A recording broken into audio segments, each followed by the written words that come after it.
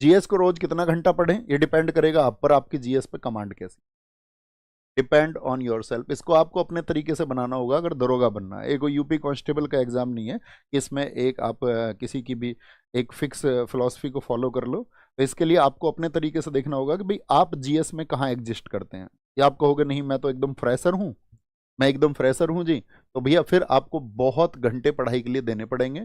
Fresher बच्चे के लिए तो कम से कम 8 से 10 घंटा उसको रेगुलर पढ़ना पड़ेगा। जो अगर मैं करूँ कि नियोफाइट नहीं है और वो एक एक्सपीरियंस्ड है, यानी कि अनुभव है उसके पास में, पहले वो विषयों को पढ़ चुका है, तो जो विषयों को पढ़ चुका है उसका 5 से 6 घंटे में काम चल जाएगा अच्छे से, अगर अच्छे से वो स्टडी करता है। अगर मतलब समझ गए ना कि अगर एक्सपीरियंस नहीं है, आपको अनुभव नहीं है, तैयारी आपने कभी की नहीं है, तो फिर तो आपको घंटे बढ़ाने पड़ेंगे ना उनके लेवल को मैच करने के लिए।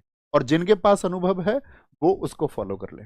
अदर जीएस के बारे में मैं आपको सजेस्ट कर ही चुका कि किस किस आपका जो आपका साथी, यहाँ पर अगर हम बात करें 16 क्वेश्चन, यहाँ पे हम बात करें 8 क्वेश्चन और यहाँ पे 16 क्वेश्चन, तो यहाँ तो मैं आपको टॉपिक वाइज बता ही चुका।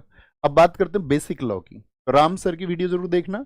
यहाँ पर मैं अपना सजेशन ये देना चाहूंगा, ठीक है, कि बेसिक लॉ में जैसे 2021 है तो वहां तो साधारण प्रश्न पूछे गए, लेकिन आप यहाँ पे आधार बनाना 2017 को, ठीक है, 2017 को, ये मैं कहना चाहूंगा क्योंकि 21 का आधार तो आपका हो ही जाएगा तय, लेकिन कौन कौन सी मतलब किसी भी एक्ट की परिभाषा क्या है, कोई भी एक्ट हो, चाहे दहेज एक्ट हो, चाहे आपका बाल अधिनियम हो, या स्त्री का हो आपका, या आयकर हो, कोई भी हो, या यातायात हो, तो जो महत्वपूर्ण धाराएं हैं और जो आपका फाइन है वो आपको पता होनी चाहिए किसी में भी।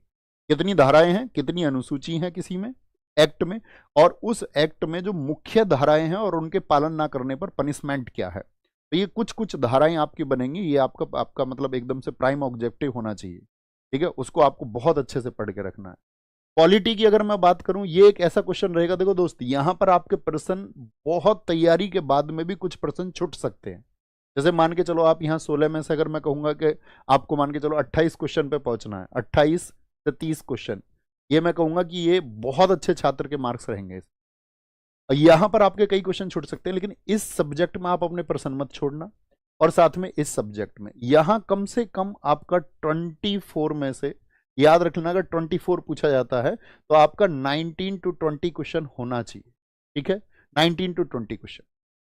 और ये पॉलिटी में संभव है, अगर आप उसको फॉलो करते हैं तो आप अपनी जीएस में अच्छा स्कोर करने के लिए किस सब्जेक्ट को प्रायोरिटी पर रखोगे, तो सबसे ज्यादा प्रायोरिटी पर रखोगे आप पॉलिटी को, ठीक है, सबसे ज्यादा जो समय रहेगा, मतलब आप टोटल जितना भी जीएस पढ़ो, मान के चलो आप रोज 2 घंटे जीएस पढ़ते हैं, तो उस 2 घंटे की जीएस में रोज 1 घंटे या सवा घंटे आपको पॉलिटी शामिल होना चाहिए, और फिर बाकी आप अपने हिसाब से टाइम बांटेंगे, ठीक है।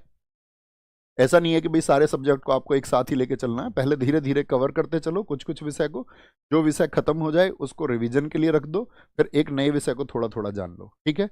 जो पुराना पढ़ चुके हो उसको रिवाइज करते रहो, क्योंकि रिवीजन के बगैर कुछ साथी पॉसिबल है नहीं, तो रिवीजन बहुत ज्यादा होना चाहिए आपका। दूसरे पर आपका बेसिक लॉ मैं कहूंगा कि ये अच्छा होना चाहिए।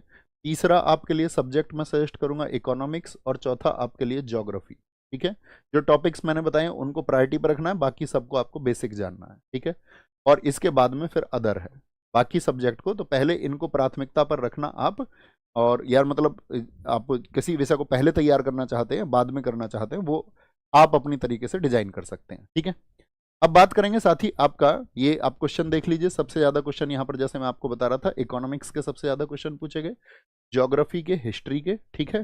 बाकी सबसे जो है 54 शिफ्ट थी तो एक एक दो दो प्रश्न ही सबसे बना है, ये आप देख सकते